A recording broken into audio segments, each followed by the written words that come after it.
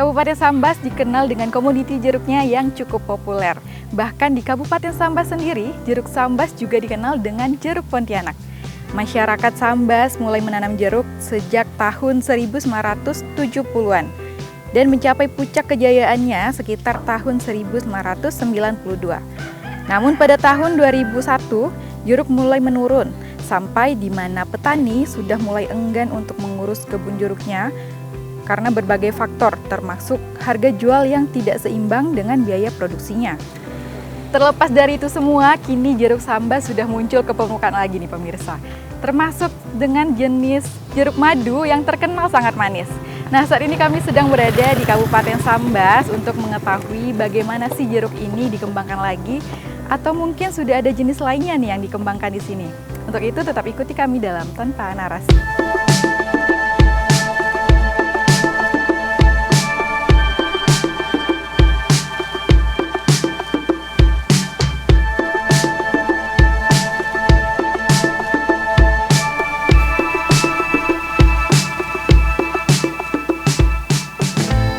Nah pemirsa, saat ini kami sudah berada di salah satu kebun warga yang berada di Dusun Sungai Pinang, Desa Sungai Rambah, Kabupaten Sambas.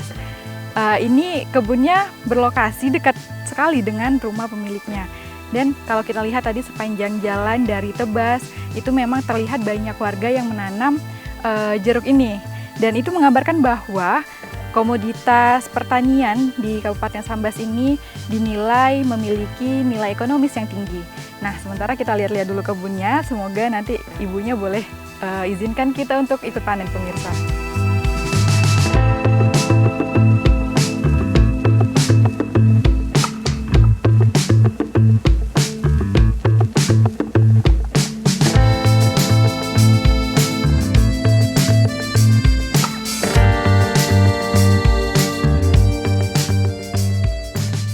Dari usia tanam 3 tahunan. 3 tahunan. Setelah 3 tahunan tuh dialah dikasih buah lah. Tapi kadang-kadang tuh kalau pupuk dia tidak terlalu banyak, itu sesuai dengan batang dia. Batang jeruk. Kalau terlalu banyak batang jeruk itu dia akan patah semua. Jadi sakit.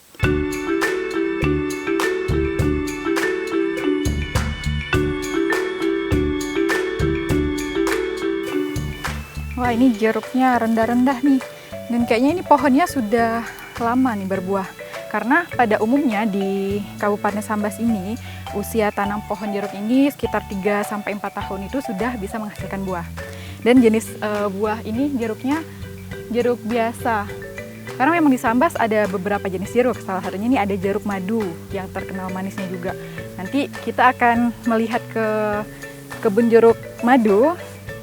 Untuk itu ikuti terus Tanpa Narasi.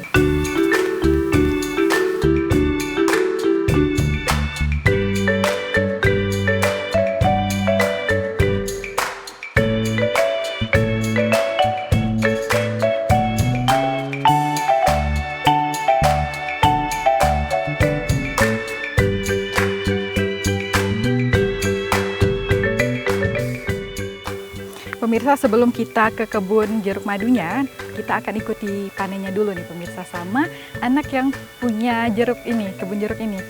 Dan nanti kita akan tanya gimana sih cara panennya dan cara pemasarannya.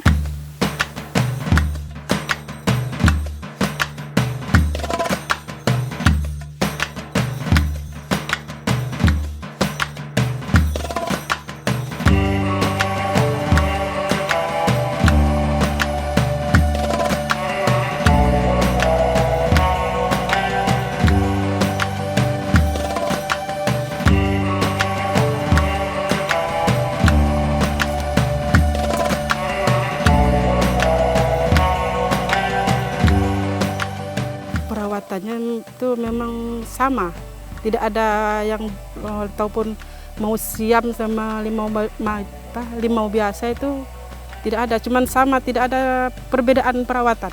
Bentuk kadang-kadang kita dari buah, kalau madu ini kan daunnya agak kecil, buahnya ini lain kulit dia macam ini lain kan, lain perbedaannya.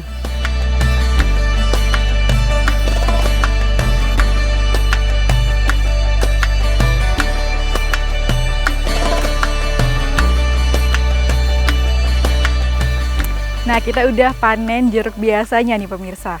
Seperti yang saya janjikan tadi, kita akan melihat ke kebun jeruk madu. Untuk itu langsung aja yuk kita langsung ke kebun jeruk madunya, karena saya juga udah nggak sabar nih pemirsa untuk melihat dan panen jeruk madu.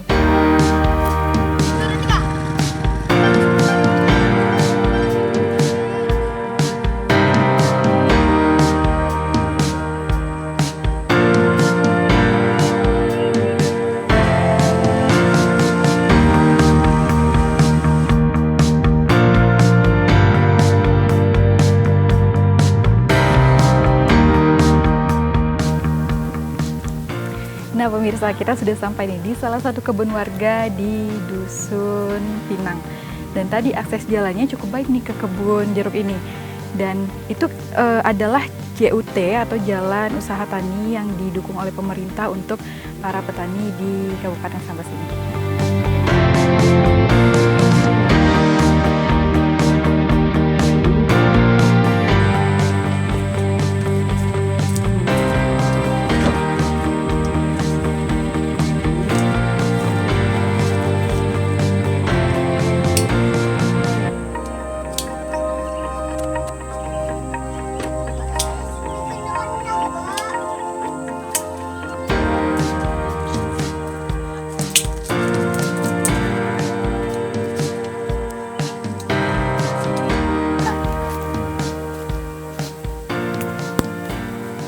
Nanti kita juga akan panen buah jeruk nih pemirsa. Dan jeruk madu ini memang ukurannya lebih besar dibanding jeruk yang biasa tadi. Kulitnya juga lebih glowing ya pemirsa, lebih bercahaya gitu.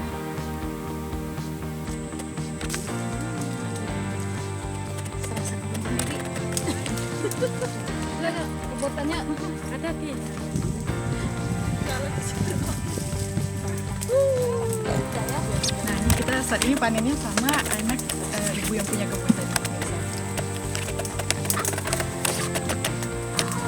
Ini nggak sedikit ya?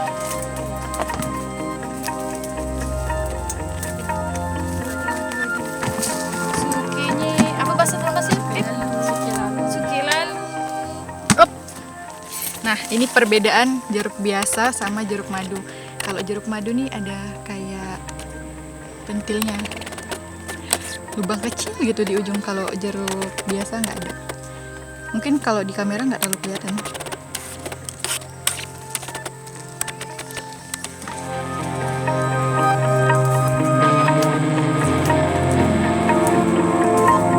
Yuk pilih salah satu yuk.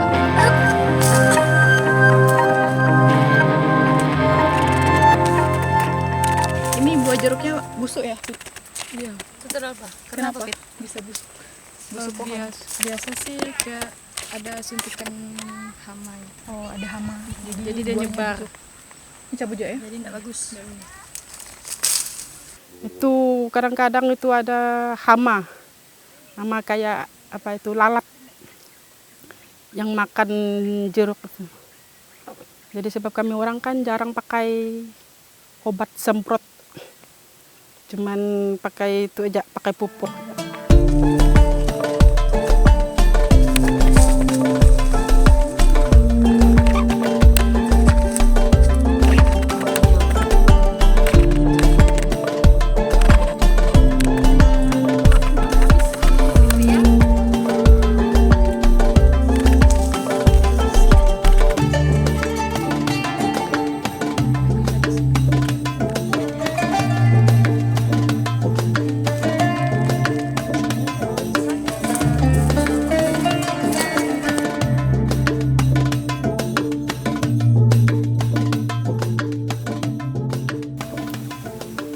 Ini pohon jeruknya, yang ini satu ranting, banyak banget nih pemirsa jeruknya. Ini kayaknya sekitar 1 kilo ada.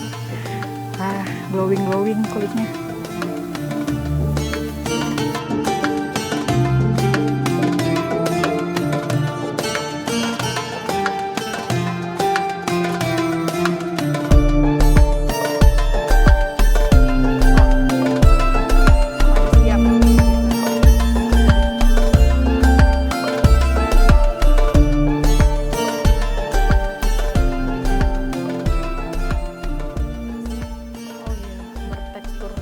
Ini jeruk madu susu. Ya, Tapi kayaknya kulitnya lebih tebal ya ya dibanding jeruk madu siam.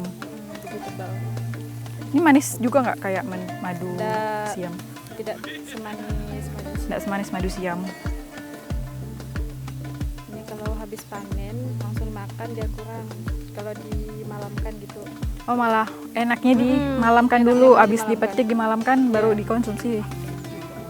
Tapi ini kebun orang ya. Kalau bukan tadi kebun sebelah kita. ini kebun Fitri, kebun ibu yang punya tadi kita explore. Nah ini kebun orang bersebelahan.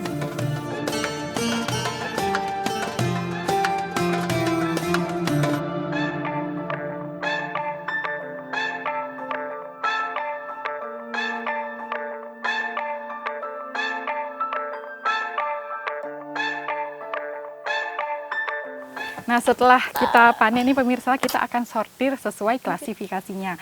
Karena kalau di pasar itu memang permintaan pasar ada tipe-tipenya, jadi kita harus pisahkan dari ukuran ataupun jenis-jenisnya, bagus atau enggak, keadaan jeruknya.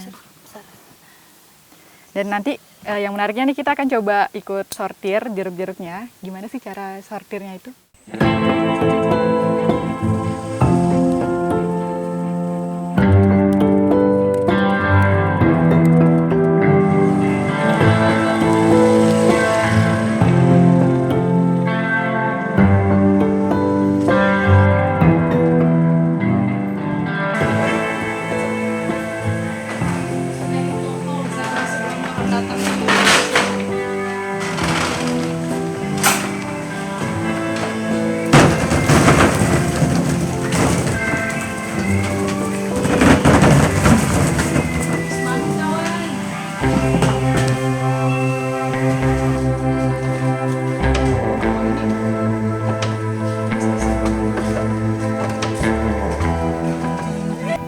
Nah, tadi kan kita udah panen jeruk madu sama jeruk biasa, dan sekarang ini kita sedang proses pemisahan, milih-milih ukurannya nanti.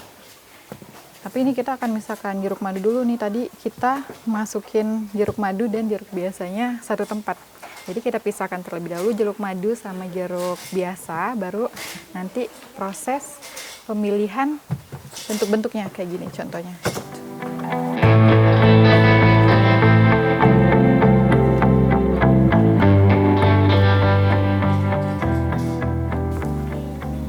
Kita akan mengkualifikasikan jeruk-jeruknya. Ini gimana nih kualifikasinya? Ini kan jeruknya dipisah menjadi 4 macam, 4 jenis.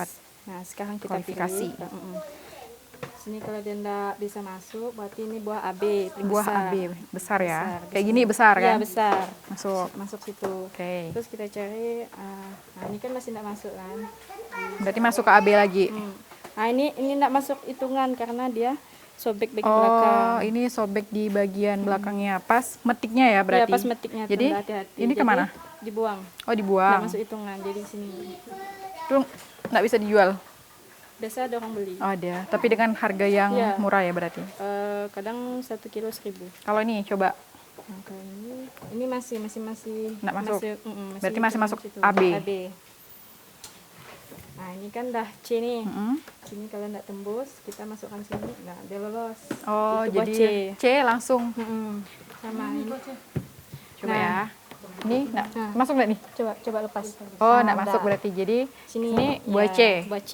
Langsung masuk ke keranjang. Langsung masuk ke keranjang. Terus kita cari buah. Yang lebih kecil ya. Nah, ini. Mm-mm. Ini buah D. Buah Kalau D. dia nggak masuk di sini, Tapi di sini di sini dia Masuk. Kita ambil, kita lempar di buah keranjang D. keranjang D. D. Ada yang lebih kecil lagi berarti? Ada. Nah, nih, Tuh, oke. ini kan dia nggak tembus di sini. Terus kita jalankan sini, tembuskan. Buah berarti paling kecil. Buah keempat. Tapi ini dijual aku juga. Laku. 4 jenis, cuman beda-beda harga. Tapi lucu yang kecil. Oh, di sana. Nah, ini kan sobek nih, parah kan, nggak masuk hitungan. Nggak bisa dijual. Nggak bisa dijual. Jadi kita buang. Jadi harus Kalau kita kecil gini, lihat-lihat. ini kan kecil sekali nih. Bisa dijual juga. Kita lihat dulu sini, dia tembus atau enggak. Kalau tembus? kan nggak bisa dijual. Oh, nggak bisa. Karena terlalu Jadi kecil. batasnya di sini doang nih yang. Iya, batasnya di sini. Oke. SD. Sini SD. Ini sama nih. Kotak-kotak ini. Ini tadi. Iya. Kalau gini nggak bisa juga? Bisa. Bisa, masih bisa ya? Selagi dia apa istilahnya busuknya ndak nembus ke dalam Nggak, itu masih bisa. oh. Ntar kita lomba aja. Masih bisa. Ini dulu, terus. Masih bisa.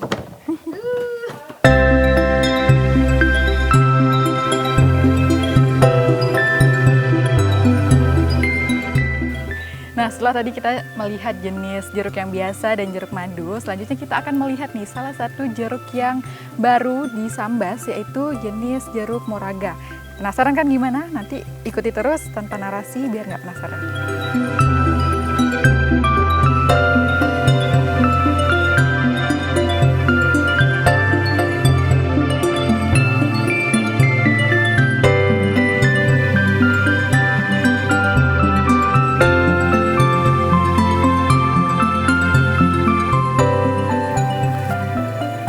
Di Kabupaten Sambas ini pun pemirsa, dalam budidaya pengembangan jeruk mengikuti teknologi bujang seta atau buah berjenjang sepanjang tahun. Namun teknologi ini kemudian berkembang setelah para pengusaha tani melakukan pengamatan dan mempelajari perilaku jeruk siam.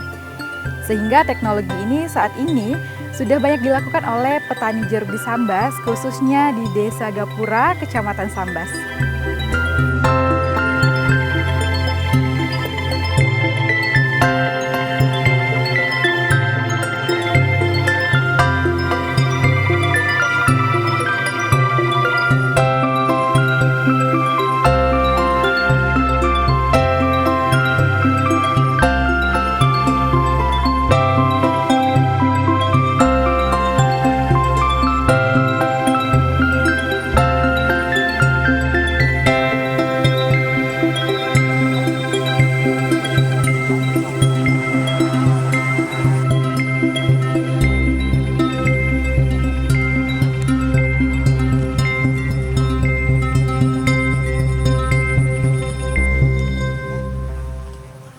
Apa yang melatar belakangi munculnya moraga ini pada saat kurang lebih 9 tahun yang lalu, berdasarkan daripada keprihatinan saya terhadap petani-petani jeruk yang ada di Kabupaten Sambas yang sering mengeluh tentang harga jeruk, maka muncullah jeruk moraga ini. Sementara untuk konsep moraga ini sendiri yaitu keluar daripada analisa pasar. Nah, bagaimana kita memunculkan buah jeruk ini supaya pada saat panen harus sesuai dengan pasar. Nah, moraga ini sendiri di belakang saya ini saya tanam 170 batang yang alhamdulillah sekarang berumur 9 tahun 2 bulan. Dalam kondisi panen sebulan 2 kali dan sekarang sudah 158 kali panen.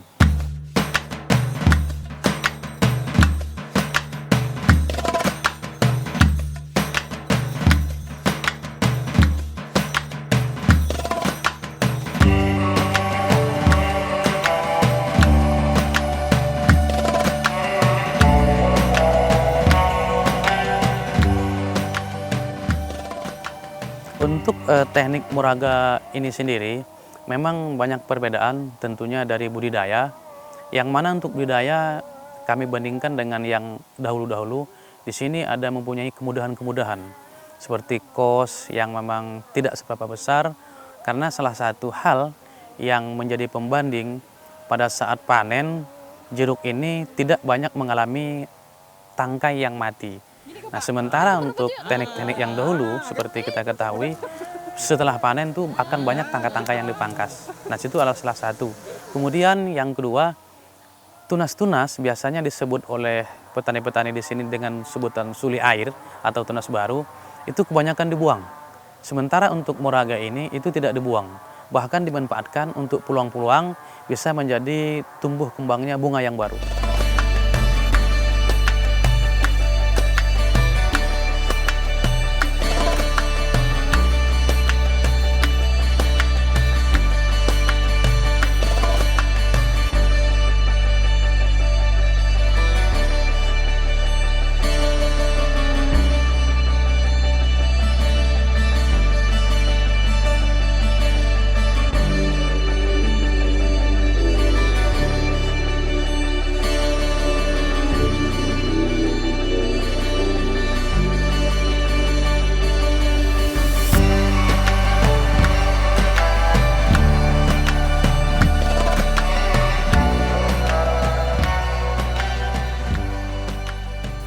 Kemudian sejak dikembangkannya metode budidaya jeruk dengan istilah Moraga ini, para pengusaha jeruk di Sambas tentunya sudah merasakan manfaatnya nih pemirsa. Tentunya dengan teknik budidaya yang berbeda dari sebelumnya yang pernah dilakukan. Sehingga saat ini sebaran petani jeruk di Sambas sudah mulai diminati lagi nih oleh para pengusaha tani.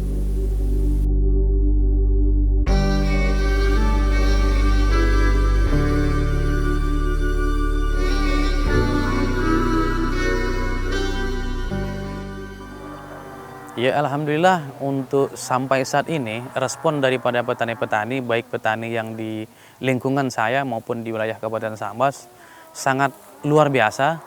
Terhitung sampai saat ini juga udah ada 15-16 kecamatan yang menerapkan Moraga. Dan banyak yang berhasil seperti bisa menghidupi keluarga-keluarga mereka.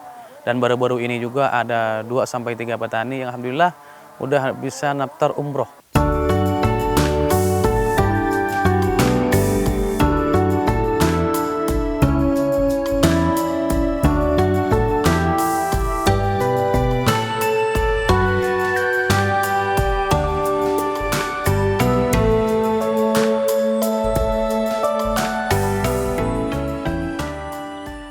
Dulu saya itu pertama itu sebelum nanam jeruk tuh saya kan kerja jual ikan gitu sebagai petani karet juga gitu. Tapi setelah mengenal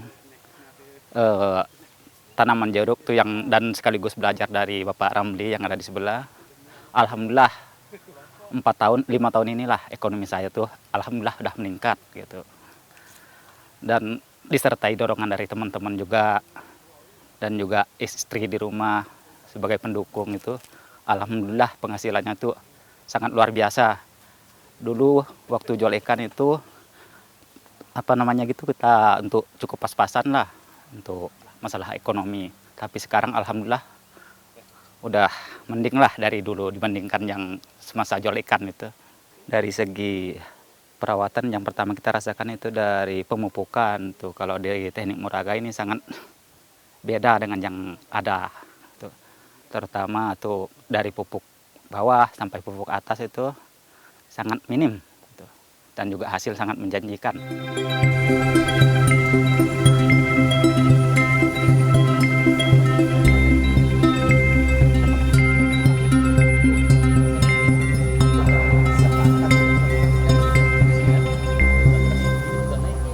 Nah, salah satu keunggulan dari teknik Moraga selain daripada kita pemangkasan, nah pemanen merupakan bagian daripada kunci Moraga itu sendiri. Hitungan tingkatan maksudnya, kita lihat.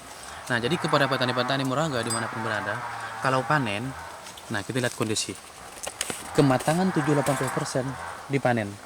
Tidak boleh disamaratakan atau disatukan panen berserempak dengan yang kondisi 50-60%. Kalau ini disatukan panen, pada saat hari yang sama, kondisi 80% matang dengan 60% matang, nanti berikutnya akan tumbuh tunas atau bunga, dia akan terjadi penyatuan, tidak akan terjadi tingkatan.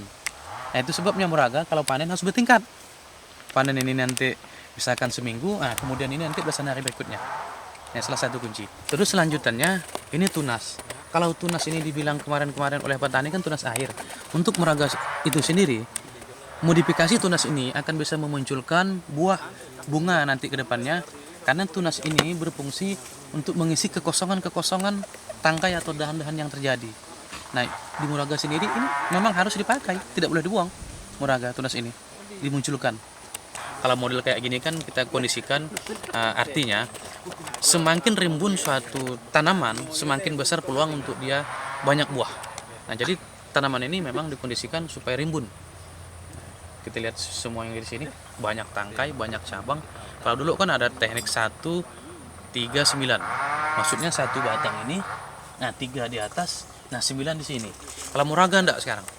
Moraga mau 1, 5, 25, mau 1, 7, 40, silakan.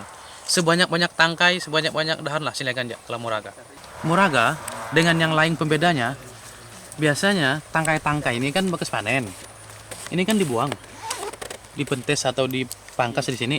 Nah, Moraga itu sendiri dia tidak akan mati karena ini akan tumbuh tunas baru yang mana nanti tunas ini akan membuat bunga ke depannya. 2 sampai 4 kali kita manfaatkan baru kita potong. Sementara untuk yang lainnya kan begitu kita pentes langsung kita pangkas. Nah itu kelebihan Moraga.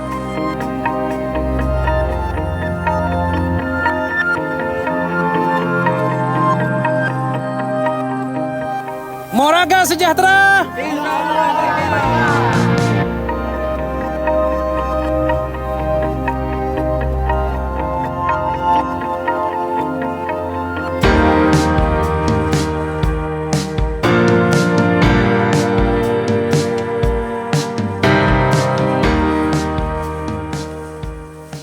Wah, banyak nih buahnya. Nah, jadi dengan teknik Moraga ini diharapkan kejayaan jeruk sambas dapat kembali membumi seperti beberapa waktu lampau saat jeruk pontianak sangat populer di Nusantara. Nah, sampai sini dulu kebersamaan kita. Semoga apa yang kami suguhkan dapat memberikan manfaat dan menjadi referensi untuk kita semua. Saya Murinda Sari, sampai jumpa.